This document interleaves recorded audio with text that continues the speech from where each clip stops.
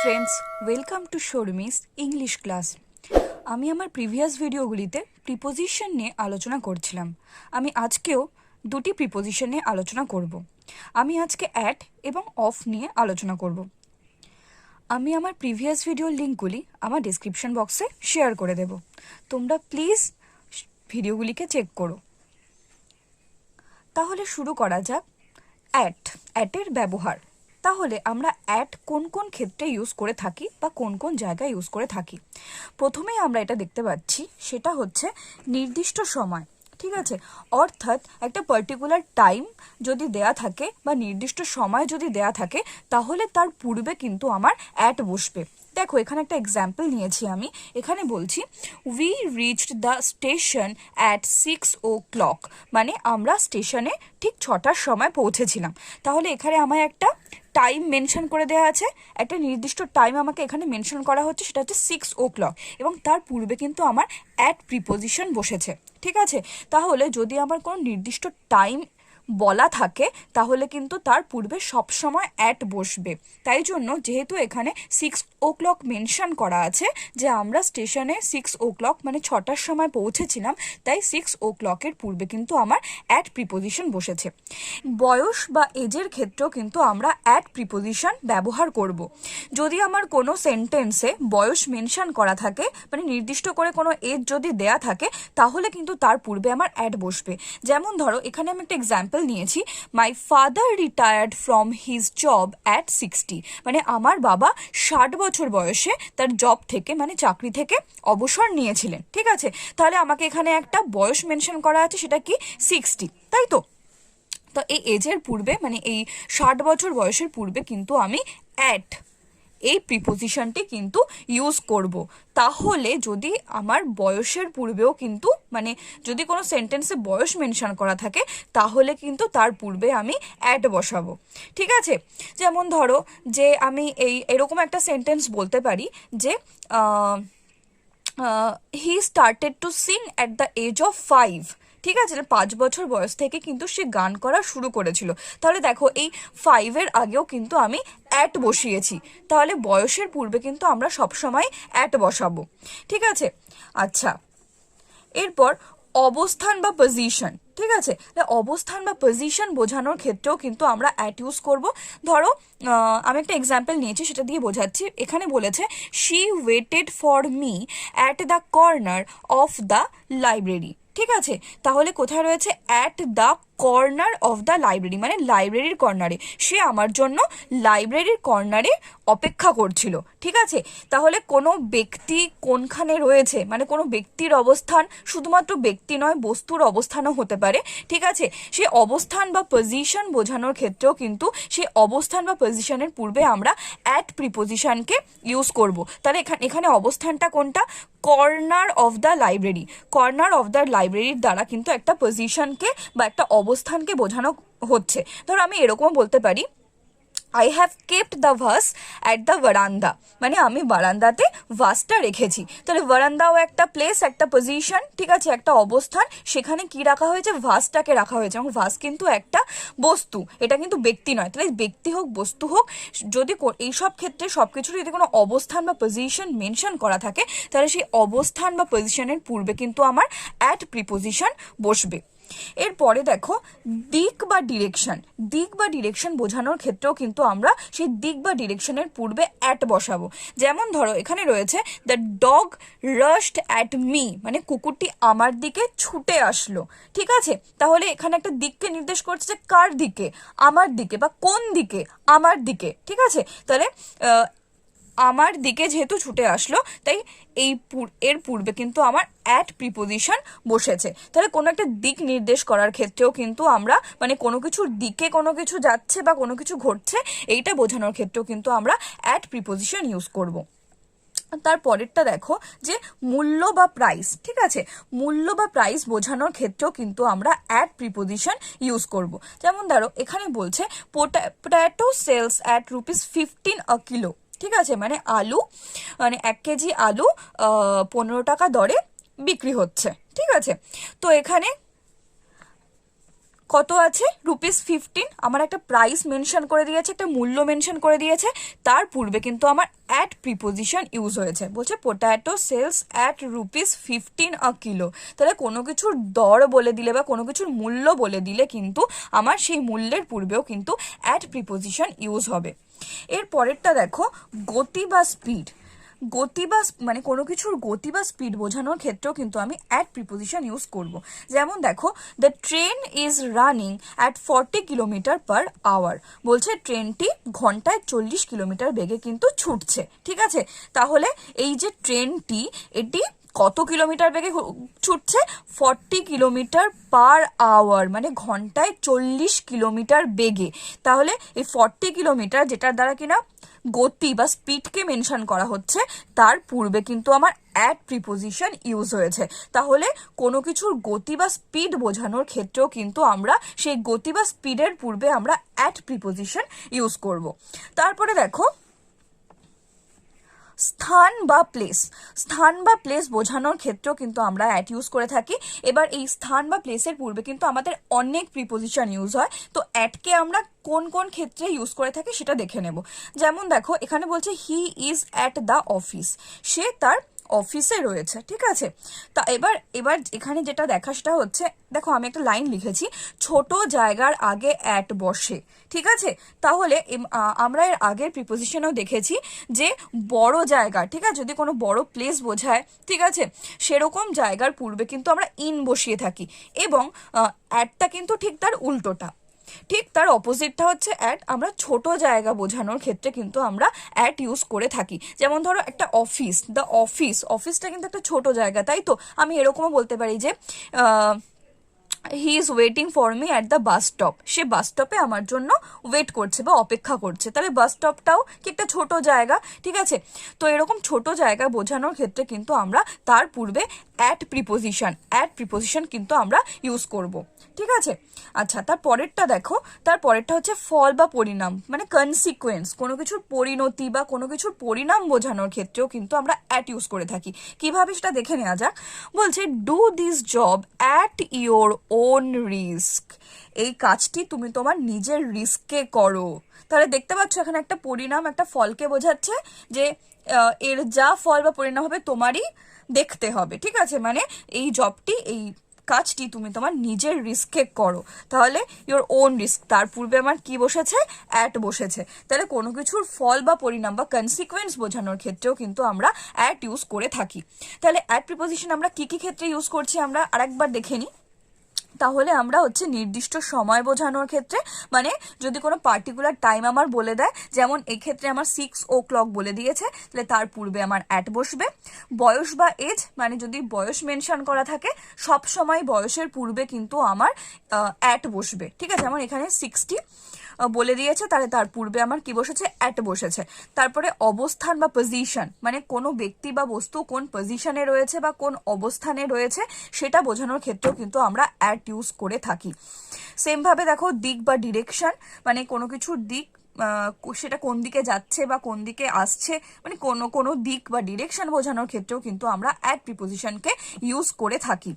মূল্য বা প্রাইস, ঠিক আছে, কোনো কিছুর দাম, কোনো কিছুর মূল্য, কোনো কিছুর প্রাইস বোঝানোর ক্ষেত্রেও কিন্তু আমরা সেই মূল্যের পূর্বে বা সেই প্রাইসের পূর্বে কিন্তু আমরা অ্যাট প্রিপোজিশন ইউজ করছি। দেখো, গতি বা স্পিড বোঝানোর ক্ষেত্রে, মানে কোনো অবজেক্টের বা কোনো কিছুর স্পিড বোঝাতে বা গতি বোঝাতে কিন্তু আমরা সেই স্পিড বা গতির পূর্বেও কিন্তু আমরা অ্যাট প্রিপোজিশনকে ইউজ করছি। স্থান বা প্লেস, স্থান বা প্লেস হচ্ছে ছোট জায়গার আগে আমরা অ্যাট বসাচ্ছি। হ্যাঁ, মানে মানে ছোট জায়গা বলতে, যেমন ধরো এখানে আমি যেটা দেখিয়েছি যে he is at the office, অফিসের পূর্বে আমি অ্যাট বসাচ্ছি। ঠিক আছে, বাস স্টপ, ভিলেজ, মানে ছোট জায়গা যেগুলো, ঠিক আছে, সেই রকম জায়গার পূর্বে, মানে অবভিয়াসলি কান্ট্রির পূর্বে বা হচ্ছে ধরো কান্ট্রির পূর্বে আমি অ্যাট বসাবো না। দেন হচ্ছে অ্যাট আমি ধরো কোনো বড় জায়গার আন্ডারে কোনো একটা ছোট জায়গা রয়েছে, তার পূর্বেও আমি অ্যাড বসাবো। ঠিক আছে, তাহলে ছোট জায়গার আগে কিন্তু আমার অ্যাড বসছে। তারপর দেখো, ফল বা পরিণাম, মানে কনসিকুয়েন্স, এই ক্ষেত্রেও কিন্তু আমার অ্যাট ইউজ হচ্ছে। নেক্সট প্রিপোজিশনটি হচ্ছে অফ। তাহলে অফকে আমরা কিভাবে ইউজ করে থাকি একটি সেন্টেন্সে। সাধারণত বাংলায় র বা এর বোঝানোর ক্ষেত্রে কিন্তু আমরা অফ ইউজ করে থাকি। মানে র বা এর বোঝাতে ধরো এটি এটি বইয়ের দোকান, ঠিক আছে, তাহলে this is a shop of books, ঠিক আছে, মানে বইয়ের দোকান, এই যে বইয়ের সাথে এর যুক্ত করা হয়েছে। তারপরে হচ্ছে এটি এটি হচ্ছে টিনার বাড়ি, this is the house of Tina, মানে টিনার, এই যে টিনার সাথে র ইউজ করা হচ্ছে, ঠিক আছে। এরকম র বা এর বোঝানোর ক্ষেত্রে কিন্তু আমরা বেসিক্যালি অফকে ইউজ করে থাকি। এবার অফের ব্যবহার আমরা দেখে নেব। প্রথমেই হচ্ছে সোর্স, অর্থাৎ উৎস। তাহলে কোনো কিছুর সোর্স বা উৎস বোঝানোর ক্ষেত্রে কিন্তু আমরা কি ইউজ করব, অফ ইউজ করব। দেখো আমি এখানে একটা এক্সাম্পল নিয়েছি, Ravi comes of a noble family. তাহলে রবি কিন্তু একটা নোবেল ফ্যামিলি, মানে একটি মহৎ পরিবারের থেকে বিলং করছে বা মহৎ পরিবারের থেকে আসছে, ঠিক আছে। তাহলে এই নোবেল ফ্যামিলির দ্বারা কিন্তু রবির সোর্সকে বোঝানো হচ্ছে, এবং এই নোবেল ফ্যামিলির পূর্বে কিন্তু আমার অফ প্রিপোজিশন ইউজ হচ্ছে, ঠিক আছে। তাহলে আমরা দেখে নিচ্ছি যে সোর্স বা উৎস বোঝানোর ক্ষেত্রে কিন্তু আমরা অফ প্রিপোজিশন ইউজ করছি। যেমন দেখো আমি আরেকটা এক্সাম্পল নিতে পারি, যে the stream is coming out of the den. তাহলে ছোট নদীটি বা ছোট ঝর্ণাটি কোথা থেকে আসছে, ডেন মানে গুহার মধ্যে থেকে বেরিয়ে আসছে, ঠিক আছে। তাহলে এই যে দ্য স্ট্রিম, এই ছোট ঝর্ণা বা নদীটির উৎস কি, ডেন। তাহলে এই উৎস মানে এই সোর্সের পূর্বে কিন্তু আমার দেখো অফ প্রিপোজিশন ইউজ হচ্ছে। তাহলে কোনো কিছুর সোর্স বা উৎস বোঝানোর ক্ষেত্রে কিন্তু আমি অবশ্যই অফ প্রিপোজিশনকে ইউজ করব। তারপরটা দেখো মেটেরিয়াল বা ইনগ্রেডিয়েন্টস বা উপকরণ। তাহলে কোনো কিছুর মেটেরিয়াল মানে কি দিয়ে তৈরি বা কি কি ইনগ্রেডিয়েন্টস লেগেছে, অর্থাৎ উপকরণ লেগেছে, সেইটা বোঝানোর ক্ষেত্রে মানে সেই মেটেরিয়ালের পূর্বে বা ইনগ্রেডিয়েন্টসের পূর্বে বা উপকরণের পূর্বে কিন্তু আমি অফ ইউজ করব। যেমন ধরো আমি এখানে নিয়েছি একটা example, this house is built of stone, মানে এই বাড়িটি কি দিয়ে তৈরি, পাথর দিয়ে তৈরি বা পাথরের তৈরি, ঠিক আছে। তাহলে স্টোনটা হচ্ছে আমার মেটেরিয়াল, তাহলে এই হাউসটা কি মেটেরিয়াল দিয়ে তৈরি, স্টোন দিয়ে তৈরি, ঠিক আছে। এই মেটেরিয়ালের পূর্বে কিন্তু আমার এই অফ প্রিপোজিশনটি ইউজ হয়েছে। সেম ভাবে আরেকটা এক্সাম্পল দেখো, this dish is made of milk, মানে এই ডিশটি, ঠিক আছে, কি দিয়ে তৈরি করা হয়েছে, দুধ দিয়ে তৈরি করা হয়েছে, মানে দুধের, এই ডিশটি হচ্ছে দুধের তৈরি, ঠিক আছে। তাহলে মিল্কটা হচ্ছে এখানে একটা ইনগ্রেডিয়েন্ট, ঠিক আছে, বা উপকরণ, তার পূর্বে কিন্তু আমার অফ প্রিপোজিশন ইউজ হচ্ছে। তাহলে মেটেরিয়াল বা ইনগ্রেডিয়েন্ট বা উপকরণ বোঝানোর ক্ষেত্রে কিন্তু আমরা তার পূর্বে অফ প্রিপোজিশন ইউজ করে থাকি।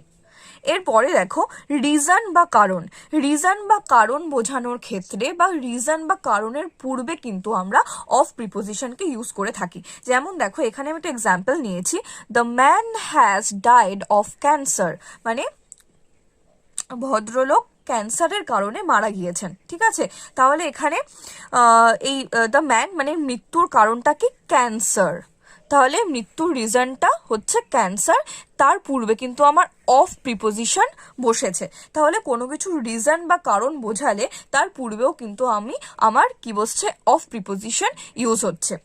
তারপরেরটা দেখো পজেশন বা অধিকার। তাহলে কোনো কিছুর মানে কোনো কিছুর উপর কারোর অধিকার রয়েছে বা কেউ কোনো কিছু পজেস করছে, সেটা বোঝানোর ক্ষেত্রেও কিন্তু আমি অফ প্রিপোজিশন ইউজ করব। যেমন ধরো এখানে আমি একটা এক্সাম্পল নিয়েছি, this is the book of Soma, মানে এই বইটি হচ্ছে কার, সোমার, ঠিক আছে। তাহলে এই বইটির উপর কার অধিকার রয়েছে, বইটির উপর কার অধিকার রয়েছে, সোমার অধিকার রয়েছে। তাহলে এই সোমার পূর্বে কিন্তু আমার অফ বসছে, ঠিক আছে। তাহলে কোনো জিনিসের উপর বা কোনো বস্তুর ওপর যার অধিকার রয়েছে তার পূর্বে আমার কিন্তু অফ প্রিপোজিশন ইউজ হবে। এখানে এই বই নাউনটির উপর কার অধিকার রয়েছে, সোমার অধিকার রয়েছে, তাই কিন্তু সোমার পূর্বে আমার অফ ইউজ হচ্ছে। একইভাবে আমি প্রথমে বলেছিলাম যে র বা এর বোঝানোর ক্ষেত্রে কিন্তু আমরা অফ ইউজ করি। এখানে দেখো কি বলছে, সোমার বই, তাই তো, সোমার বাংলায় যে সোমার সাথে র ইউজ হচ্ছে সেইটার বোঝানোর জন্য কিন্তু আমি অফ প্রিপোজিশন ইউজ করছি। তারপরের সেন্টেন্সটি দেখো, this is the house of my sister. তাহলে এটি হচ্ছে আমার সিস্টার মানে আমার বোনের বাড়ি। ঠিক আছে, তাহলে এই সিস্টার মানে এই বাড়িটা, এই যে বাড়িটার উপর কার অধিকার রয়েছে বা কে পজেস করছে, এই বাড়িটা আমার সিস্টার পজেস করছে বা মানে সিস্টারের অধিকার রয়েছে। তাই আমার সিস্টারের পূর্বে কিন্তু অফ প্রিপোজিশন ইউজ হচ্ছে। তাহলে কোনো জিনিস যে পজেস করছে বা যার অধিকার রয়েছে কোনো জিনিসের উপর, তার পূর্বেই কিন্তু আমার অফ প্রিপোজিশনটি ইউজ হচ্ছে। অর্থাৎ পজেশন বা অধিকার বোঝানোর ক্ষেত্রে কিন্তু আমরা কি ইউজ করছি, অফ প্রিপোজিশন ইউজ করছি। পরেরটা দেখো, to specify the number or amount or মানে নির্দিষ্ট সংখ্যা বা পরিমাণ বোঝাতে কিন্তু আমরা অফ প্রিপোজিশনকে ইউজ করছি। কিভাবে দেখো, প্রথমেই আমি একটা এক্সাম্পল নিয়েছি, সেটা দেখো যে যে good good number of people understand English, মানে একটা বড় সংখ্যক লোকই বা হচ্ছে কিন্তু কি বোঝে, ইংরাজি বোঝে। ঠিক আছে, তাহলে এখানে বলছে যে সবাই বোঝে তা নয়, কিন্তু একটা বেশ বড় সংখ্যক একটা বড় সংখ্যক জনসংখ্যাই কিন্তু ইংরাজি বোঝে। তাহলে গুড নাম্বার অফ পিপল, ঠিক আছে, তাহলে একটা অ্যামাউন্টকে বোঝাচ্ছে।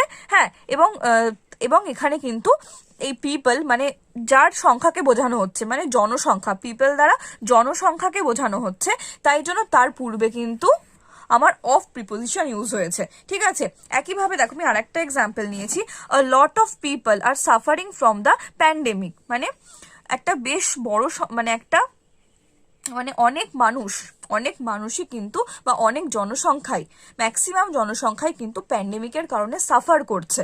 ঠিক আছে, তাহলে আ লট দ্বারাও কিন্তু আমার একটা অ্যামাউন্টকে বা একটা মানে নাম্বারকে বোঝানো হচ্ছে, মানে একটা অ্যামাউন্টকে বা নির্দিষ্ট করে কোনো সংখ্যা পরিমাণকে বোঝানো হচ্ছে।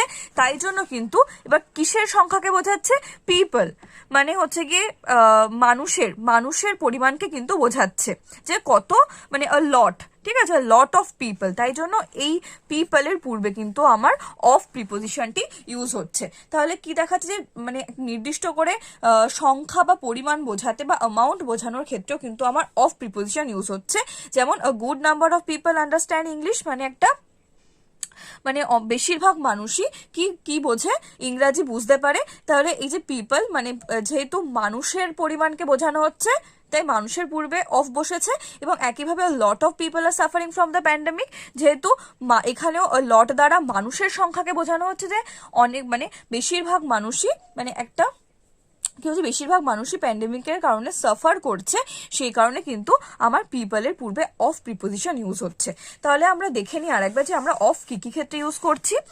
প্রথমেই সোর্স মানে উৎস বোঝানোর ক্ষেত্রে হচ্ছে আমরা অফ প্রিপোজিশনকে ইউজ করছি, মানে যার সোর্সকে বোঝানো হচ্ছে তার পূর্বে কিন্তু আমার হচ্ছে অফ বসছে। যেমন এখানে রবি যেহেতু নোবেল ফ্যামিলি থেকে মানে মহৎ পরিবার থেকে বিলং করে বা মহৎ পরিবারের উৎস, তার উৎস হচ্ছে মহৎ পরিবার, সে মহৎ পরিবার থেকে আসছে, তাই জন্য সেই উৎসটির পূর্বে অফ বসেছে। The stream is coming out of the den, যেহেতু ছোট নদীটি ডেনের মধ্যে থেকে আসছে, মানে গুহার মধ্যে থেকে আসছে, মানে ছোট নদীটির উৎস হচ্ছে ডেন, তাই এই উৎস বা সোর্সের পূর্বে কিন্তু আমার অফ প্রিপোজিশন ইউজ হয়েছে।